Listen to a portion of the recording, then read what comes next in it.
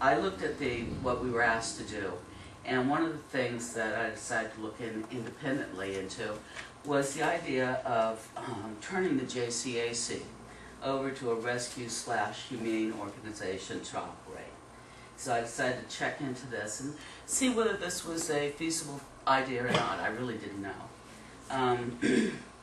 So I spoke to about 12 different groups all over the state to find out if this is something that had been done before, and if so, if it could work, and how it's worked, and if there was any sort of interest in doing something like this. What I heard from the various groups I talked to answered some of my questions, but it caused a lot of other questions to arise.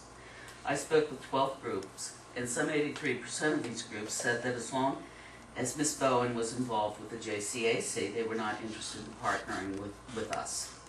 They informed me of Ms. Bowen's court case, where she was banned from running a rescue operation and could never receive a license from Georgia to run one in the future.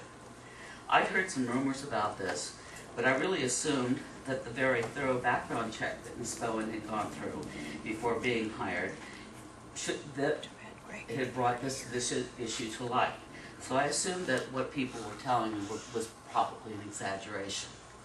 So I kept on talking to people. After I heard it 5, 6, 7 times, I decided to get on the internet to see, what I could find out, what I could find out about what I was being told. And much to my surprise, a simple Google search brought it up. And indeed, what they told me was true.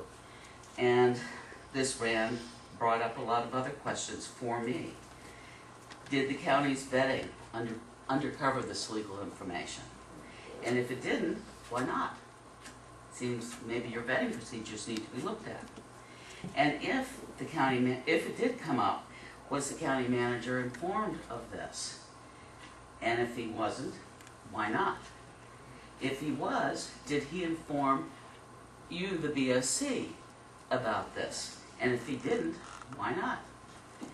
If he did, my question would be, why would somebody with this kind of legal problem in their background be considered suitable to run our animal control center? I mean, somebody who's been banned from dealing with animals in a shelter or rescue situation, I would have questions about their suitability to run a animal control center. I kind of found this troubling, frankly.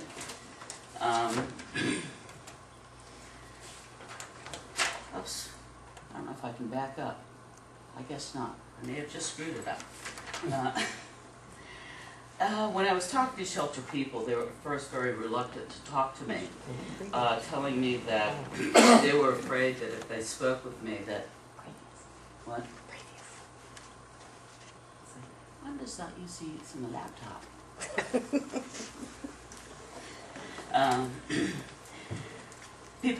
Shelter people were first reluctant to talk to me about some of these problems that I've identified, saying that they were afraid that if Ms. Bowen found out who was talking to me, that she would do some things that I find pretty incredible. They described her as being vindictive, that she euthanizes healthy animals when a rescue group indicates they may have a home for one, but can't take it that day because they don't have enough room in their truck that day. They're already taking a number of other animals.